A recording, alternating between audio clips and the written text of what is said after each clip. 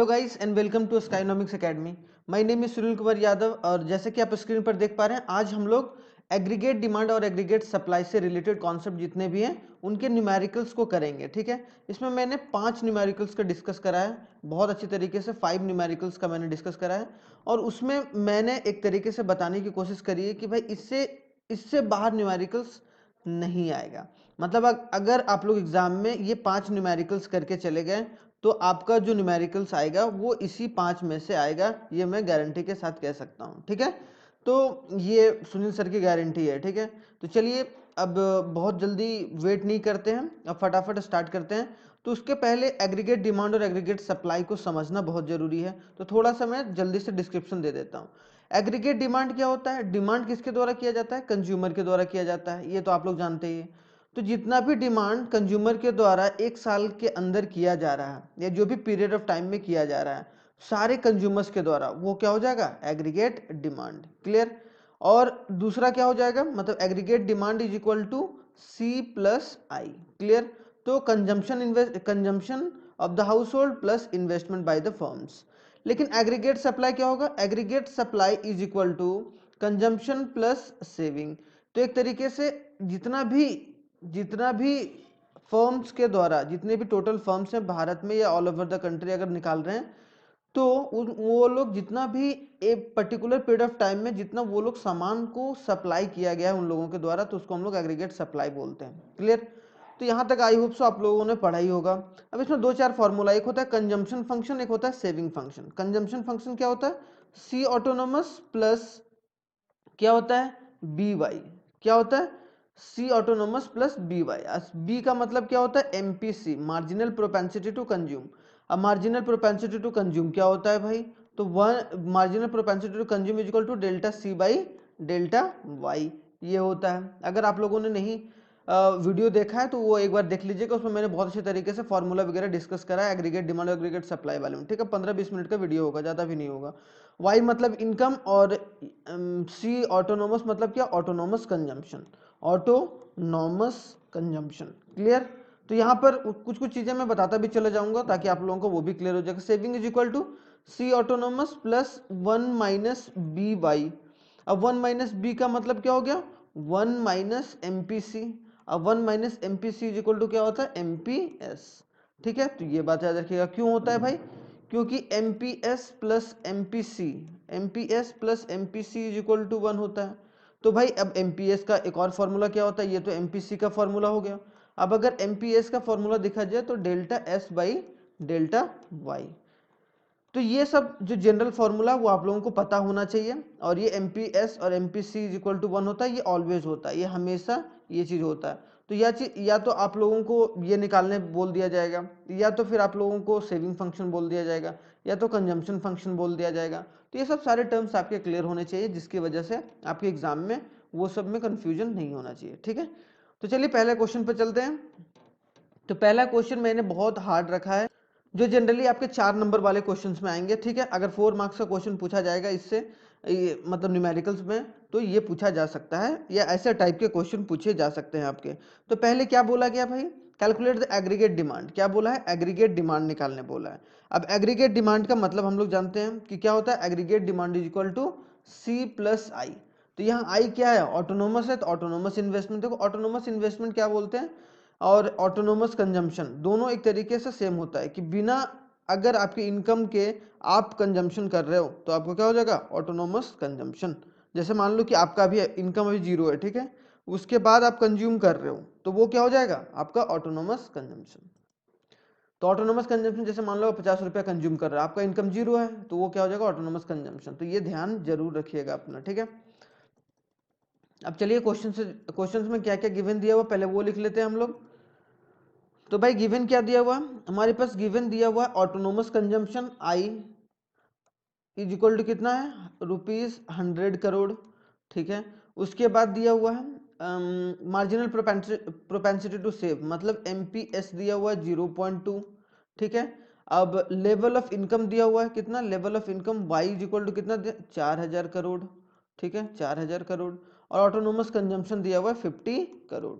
ठीक है, तो आखिर हम लोगों के पास फॉर्मूला क्या होता है एग्रीगेट डिमांड का? Aggregate demand is equal to C plus I, मतलब यहाँ पर ऑटोनोमस इन्वेस्टमेंट है तो C प्लस आई हो गया।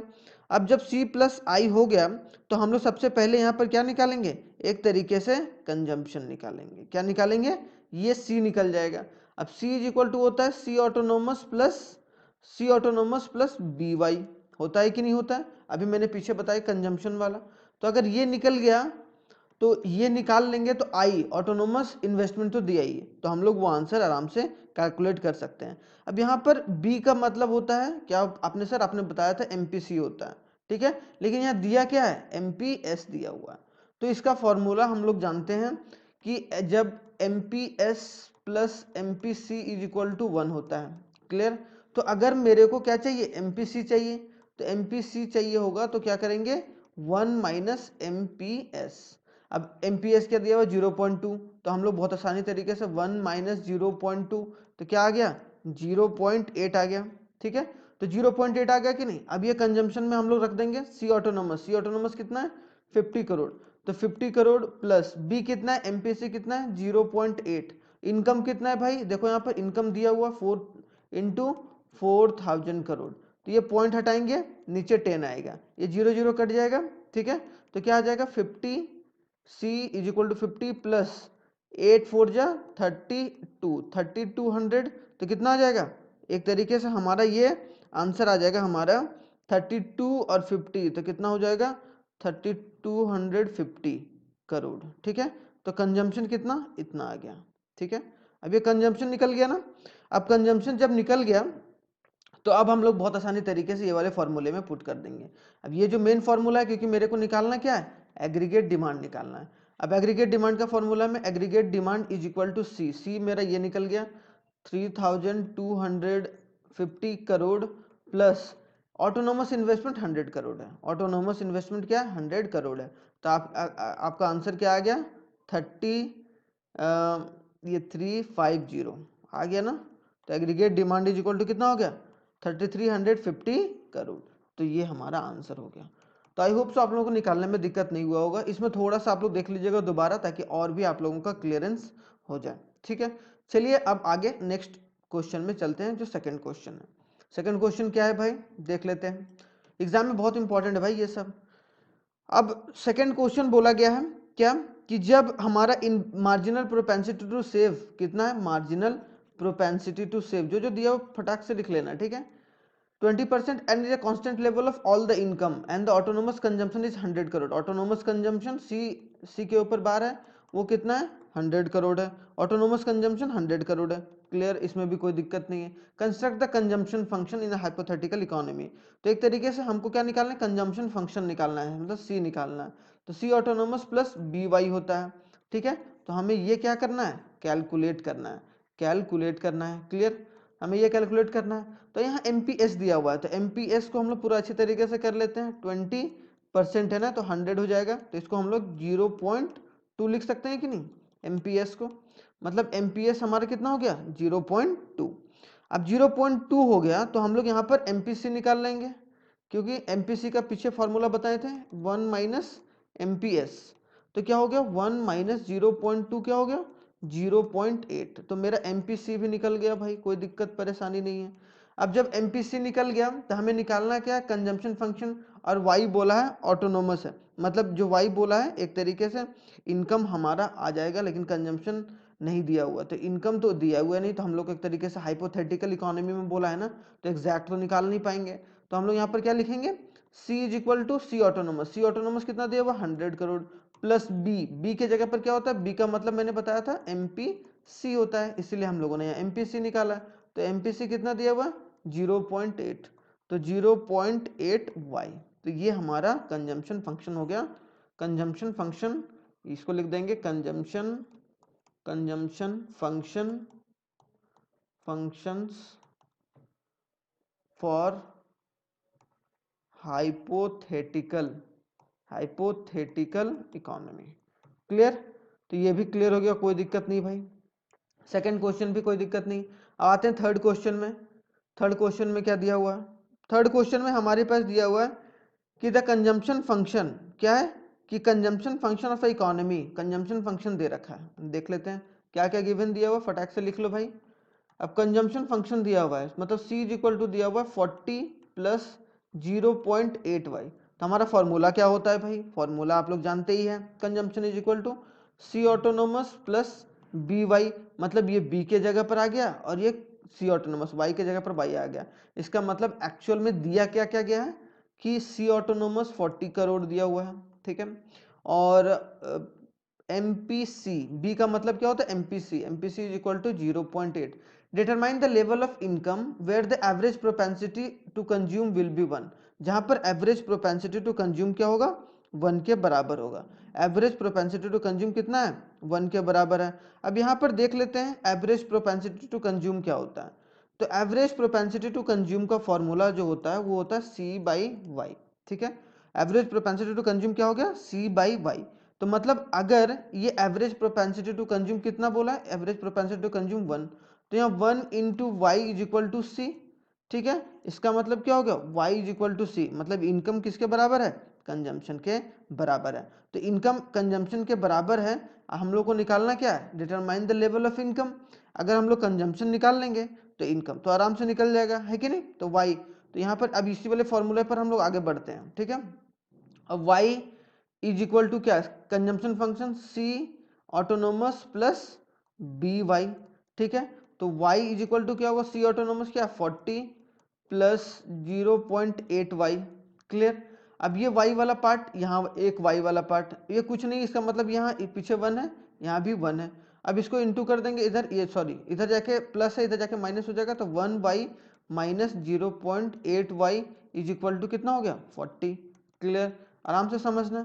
अब 1 0.2 हो जाएगा, 0.2y इज इक्वल टू 40, ठीक है। अब यहाँ से देख लेते हैं। अब 0.2y इज इक्वल टू 40 है।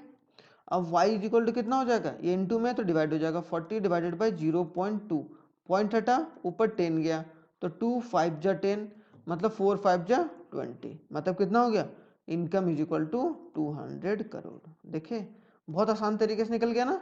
तो ये हमारा क्या हो जाएगा आंसर हो जाएगा। तो हम लोगों ने कुछ नहीं करा, APC दिया हुआ था, APC 1 दिया हुआ था। एवरेज प्रोपेंसिटी टू कंज्यूम का फॉर्मूला ये होता है, ठीक है, एवरेज प्रोपेंसिटी टू कंज्यूम का फॉर्मूला। अब ये 1 दिया हुआ था, तो 1 इधर से जाके y इंटू हो गया इसके साथ, तो C is equal to Y. अब इसी फॉर्मूले पर हम लोग पुट कर दिए, तो हमारा y आराम से निकल गया। मतलब लेवल ऑफ इनकम, जो लेवल ऑफ इनकम है वो कितना है, level of income is equal to 200 crore, clear. तो यहाँ पर ये आंसर निकल के आ गया। आई होप सो ये भी क्लियर होगा। अब क्वेश्चन नंबर 4 चलते हैं। क्वेश्चन नंबर 4 क्या है, फाइंड द सेविंग फंक्शन। अब फाइंड द सेविंग फंक्शन बोला है, तो सेविंग फंक्शन का फॉर्मूला क्या होता है, S is equal to minus C autonomous plus 1 minus BY, ठीक है। 1 माइनस बी आता है, 1 माइनस BY। अच्छा मैंने शुरुआत में शायद माइनस छोड़ दिया था, तो वो माइनस एक बार आप लोग देख लीजिएगा, ठीक है, वो माइनस छूट गया था सेविंग फंक्शन में, ठीक है। तो सेविंग फंक्शन दिया हुआ है, अब फाइंड सेविंग फंक्शन निकालना है जब कंजम्पशन फंक्शन दिया हुआ है। कंजम्पशन फंक्शन कितना हो गया 500 प्लस 0.5y, तो यहाँ पर क्या हो गया, ये क्या हो गया C ऑटोनोमस, ये क्या हो गया MPC, या फिर इसको हम लोग क्या बोल सकते हैं B बोल सकते हैं। अब यहाँ पर B बोलने का मतलब माइनस C ऑटोनोमस में हम लोग रख देते हैं, क्या हो गया माइनस 500, क्योंकि C ऑटोनोमस ही है लेकिन माइनस में है, तो ये क्या हो गया 500 है, तो 500 रख दिए, प्लस 1 माइनस B कितना है, B मतलब MPC 0.5, 0.5 और y, ठीक है। अब y रख देते हैं यहाँ पर, कोई दिक्कत नहीं है। तो इसका मतलब क्या हो गया माइनस 500 प्लस 0.5y, तो s इज इक्वल टू क्या हो गया माइनस 500 0.5y, हमारा सही आंसर हो गया। ये हमारा क्या हो गया सेविंग फंक्शन हो गया, clear. Saving function, saving function. अगर मान लो कि यहीं पर थोड़ा सा चेंजेस ये कर देता, ये मान लो कि चेंज क्वेश्चन है, ठीक है। अगर मैं यहाँ थोड़ा सा इलेबोरेट करता हूँ, थोड़ा सा एक और क्वेश्चन इसके साथ ऐड ऑन हो। अगर यहाँ मान लो कि इनकम दिया हुआ रहता, if y is equal to 200 crore, ठीक है, या 2000 करोड़ सॉरी, इनकम इतना दिया हुआ रहता, तो हम लोग डायरेक्टली इसी वाले फॉर्मूले पर कर देते हैं। क्या कर देते हैं, s is equal to minus 500 plus 0.5 into 2000 crore, तो हमारा पूरा सेविंग निकल जाता। अब माइनस 500 प्लस 5/10 हो जाएगा, पॉइंट हटेगा तो नीचे 10 आ जाएगा, और ये क्या हो जाएगा 2000, तो 0 0 कटा, इसका मतलब क्या हो गया माइनस 500 प्लस 5 2 जा 10, 1000 आ गया। इसका मतलब 500 करोड़ क्या हो जाएगा हमारा सेविंग हो जाता। क्लियर? तो अगर ऐसा भी क्वेश्चन आएगा तो आप लोग आसानी से कर लीजिएगा, इसमें कोई दिक्कत वाली बात है ही नहीं। चलिए लास्ट क्वेश्चन डिस्कस करते हैं जो इसका एग्रीगेट सप्लाई का है। तो इसको हम लोग बहुत अच्छे तरीके से देखेंगे। ऐसा क्वेश्चन आ सकता है आप लोग के 2 मार्क्स में, जैसा कि मेरा मानना है क्योंकि पहले आ रखा है। ठीक है, तो इसमें आ गया find the marginal propensity to consume. Marginal propensity to consume is equal to delta C by delta Y. बस हो गया। अब ये वाला आसानी से हम लोगों ने आराम से लिख लिया भाई कि इतना मार्जिनल प्रोपेंसिटी टू कंज्यूम होता है।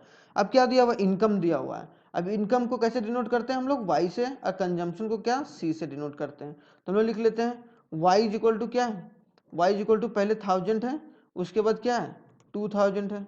अब कंजम्पशन दिया हुआ है, अब कंजम्पशन दिया हुआ तो कंजम्पशन इज इक्वल टू लिख लेते हैं, कंजम्पशन इज इक्वल टू 1500 और 2000। तो 1500 प्लस 2000 बाई 2000 आ गया। अब मुझे निकालना है चेंज इन वाई। तो पहले में तो कोई चेंज नहीं हुआ तो ये पूरा खाली रहेगा, तो मतलब change in Y delta Y निकालना है और यहाँ से डेल्टा सी निकालना है। तो यहाँ कोई चेंज नहीं हुआ, यहाँ भी कोई चेंज नहीं हुआ क्योंकि पहले कोई नंबर नहीं दिया हुआ। अगर 0 से स्टार्ट किया रहता तब अलग बात रहता। अब यहाँ पर चेंज हो गया तो डेल्टा वाई कैसे निकाले हम लोग, delta Y is equal to, इसको इससे माइनस कर दिए, इसको इससे माइनस कर दिए। तो 2000 माइनस 1000 कितना निकल गया, 1000 निकल गया। तो हमारा कितना हो गया, डेल्टा वाई यहाँ पर 1000 हो गया, ये हमने निकाल लिया। क्लियर? यहाँ पर क्या हो गया, सेम उसी तरीके से डेल्टा एस होगा। अब डेल्टा सी होगा। डेल्टा सी क्या होगा, 2000 माइनस 1500 तो कितना हो गया 500। तो 500 हो गया। अब 500 हो गया तो हम लोग आसानी से यहाँ पर क्या लिख देंगे 500, यहाँ भी हो गया 1000, यहाँ 500। तब एमपीसी निकाल लेते हैं। एमपीसी इज इक्वल टू क्या होता है, MPC is equal to delta C. अब डेल्टा सी कितना दिया हुआ 500, डेल्टा वाई कितना दिया हुआ 1000। ठीक है, 1000 तो कितना हो गया 5 2 जा 10, 1/2 तो कितना हो गया 0.5। ठीक है, तो एमपीसी इज इक्वल टू क्या हो गया 0.5। बहुत आसान था, है कि नहीं? तो ऐसा क्वेश्चन आएगा तो आप आराम से निकाल के इसको कर सकते हैं, इसमें कोई दिक्कत नहीं है। ठीक है, अगर कंजम्पशन और सेविंग दिया हुआ है तो ये आप लोग ध्यान रखिएगा। यहाँ ये सब सारे क्वेश्चंस को एक बार अच्छे तरीके से कर लीजिएगा ताकि आपका सारा जो क्लियरेंस वो हो सके। तो थैंक्स फॉर वॉचिंग। तो इसके बाद जो है वो हम लोग शॉर्ट इक्विलिब्रियम या इक्विलिब्रियम अप्रोच करेंगे बहुत अच्छे तरीके से। शॉर्ट रन इक्विलिब्रियम अप्रोच का न्यूमेरिकल्स करेंगे, तो वो भी जरूर देखिएगा ताकि आप लोगों का एक तरीके से सारा क्वेश्चंस क्लियर हो जाए। तो ये न्यूमेरिकल्स था जो मेन था, हम लोगों ने इसके पहले नेशनल इनकम का भी न्यूमेरिकल्स बहुत अच्छे तरीके से कर रखा है। तो थैंक यू वेरी मच, जय हिंद। और इसी तरीके से आप लोग देखते रहिए, मजे में और एग्जाम दीजिए। थैंक यू वेरी मच, जय हिंद।